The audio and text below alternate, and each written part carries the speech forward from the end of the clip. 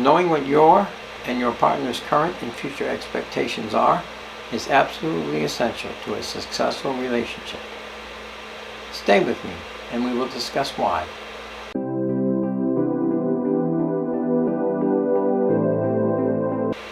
Greetings, daters of all ages. I'm John F. Whitney, author of the book I Do, If It's Equitable, a philosophy for dating and marriage to avoid the potential horrors of divorce. I will be your host and your guide as we discuss the I Do philosophy. This is section 2, video 4 of 9, the we expect element of the I Do philosophy. First, what should you expect of yourself? Expect that you will enter into any relationship openly, honestly, and honorably. Expect that you will attempt to avoid potentially harmful relationships. Expect that you will terminate a potentially harmful relationship in a timely manner. Why? Dating is a time-consuming effort, especially if it is prolonged to search for answers about and from someone. Minimize your time, energy, effort, and money. How? Critique the relationship on a regular basis. Is the relationship worth your effort? Does the relationship demand modification? Or should the relationship be terminated without delay? Watch the video, The 10 Pearls to Ponder While Dating. Make them the minimum expectation of your dating someone. They will help protect you from the emotional, spiritual, moral, and financial disaster which dating the wrong person can bring. Briefly, the 10 pearls are: 1. Do not tolerate behavior that is unacceptable to the Bible, Torah, or Quran. 2. You are the company you keep. Be selective. Unless you seek a worthy life partner, you will likely not find one. 3. Do not give yourself to the unworthy or undeserving. 4. Do not tolerate any relationship or situation that you would advise family or friend to walk away from. 5. Do not spend time, energy, effort, or money foolishly or on the foolish. 6. Set and keep boundaries. 7. Expect from them at least what they expect from you. 8. Accept that should the relationship sour unexpectedly, without warning, discussion, or reason, the truth regarding that relationship has reared its ugly head. 9. Continually critique the relationship and decide if it should continue, be modified, or ended. And 10. Be decisive. To be lonely and alone is better than being used and abused.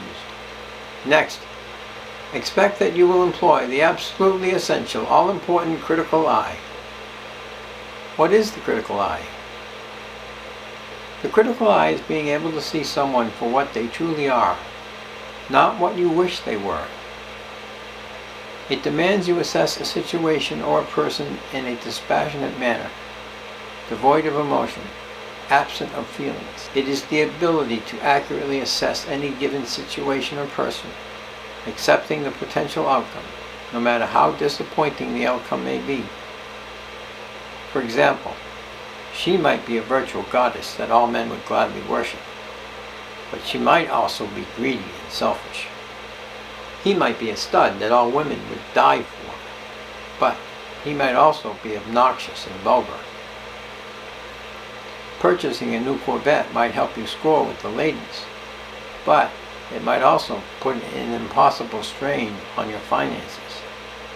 Dating the rich, handsome playboy might be the highlight of your life, but might also find you ultimately used, then discarded, as so many others before you have been. Therefore, the critical eye demands that you scrutinize the person or the situation to uncover the truth about that person or situation. Then take whatever action is necessary. Why is the critical eye so important? Properly used, it will be difficult for you to remain in a bad relationship or be negatively influenced by a given situation for very long. Once you see someone for what they actually are, then the truth has reared its ugly head. Never ignore the truth. Current and future expectations. At some point when it is clear that a long-term relationship is desired, the couple must discuss current and future expectations. In the book, I Do If It's Equitable, a current and future expectations worksheet is presented. Unfortunately, editing software does not accept Word files. No worries, the items on the worksheet are easily discussed. Current expectations include remaining at your present job or seeking new employment within a certain period of time, starting or returning to college in a given period of time, who should absorb dating expenses, or would they be shared? Would living together be an option, and if so, at what point in the relationship? Future expectations include, should both partners work? Do both partners contribute to expenses of daily living?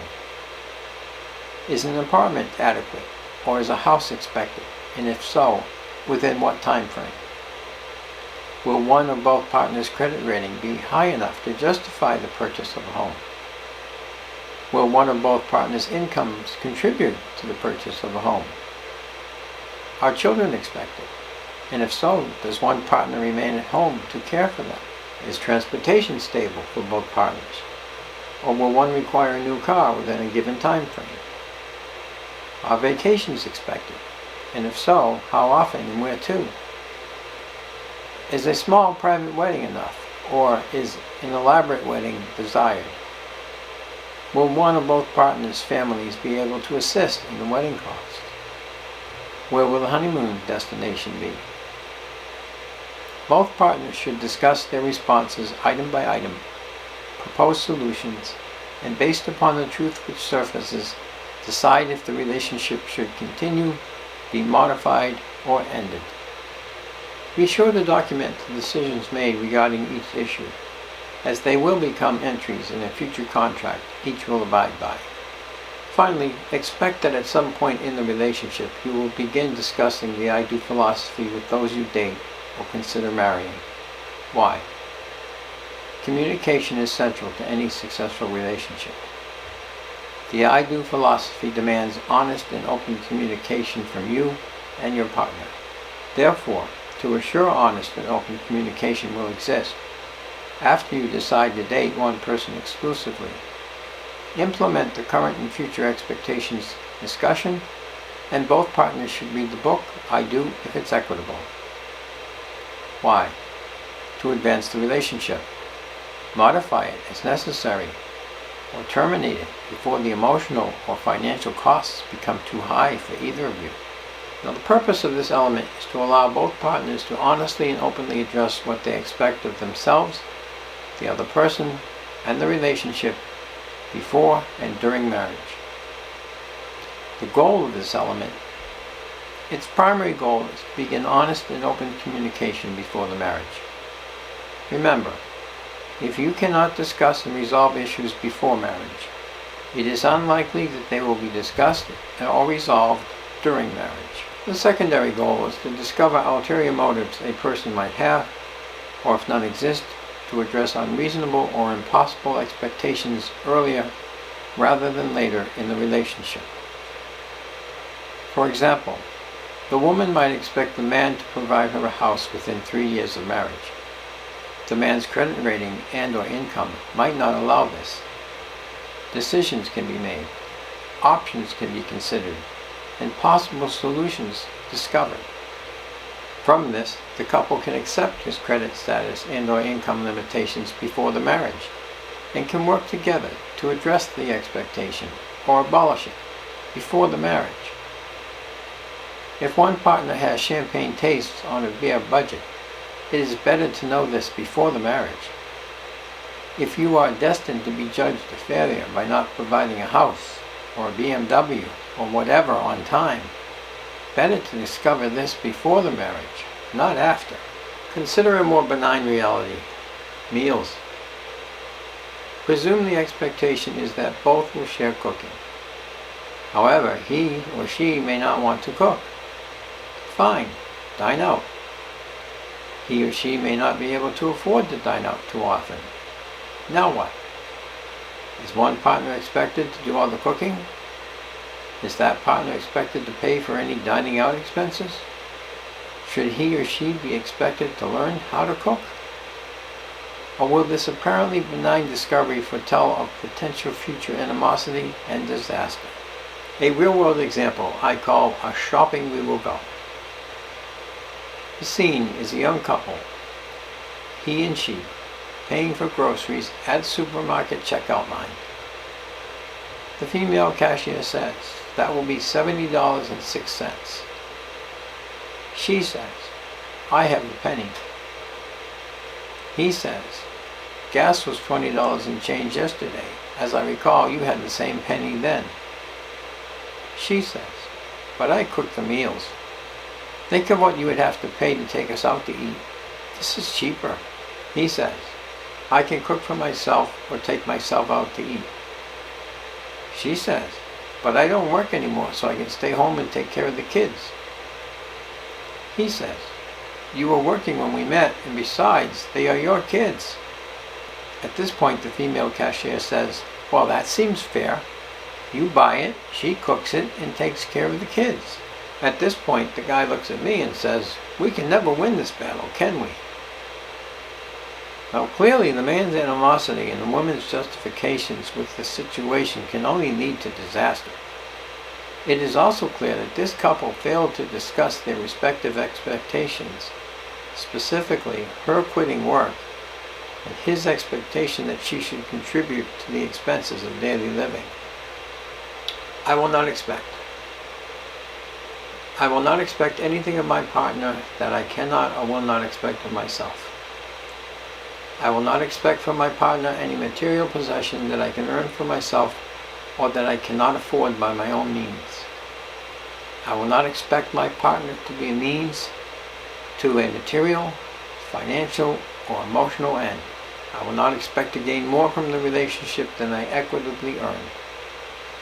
I will not expect to leave the relationship in a financial or social position greater than I had upon entering the marriage unless I have equitably earned the same. Or, to summarize these expectations, I paraphrase Donald Trump. Just because someone marries a person, they shouldn't become the queen or king of Sheba. This concludes our discussion on the we expect element of the I do philosophy. Our next discussion will be on the we owe and own, personal and joint wealth and liability element of the I do philosophy. I hope you will join me. If you learned anything of value, please consider hitting the like and share button. Leave me a comment, especially if you have a question, concern, problem, or issue we might be able to solve together. Or perhaps you can assist me in improving my presentations to you. Finally, if you feel that I am worthy of your time and effort, please consider subscribing. And don't forget to hit the bell icon so you will know when I upload a new installment of the I Do philosophy. Until next time, date wisely, date safely, and remember, I do if it's equitable.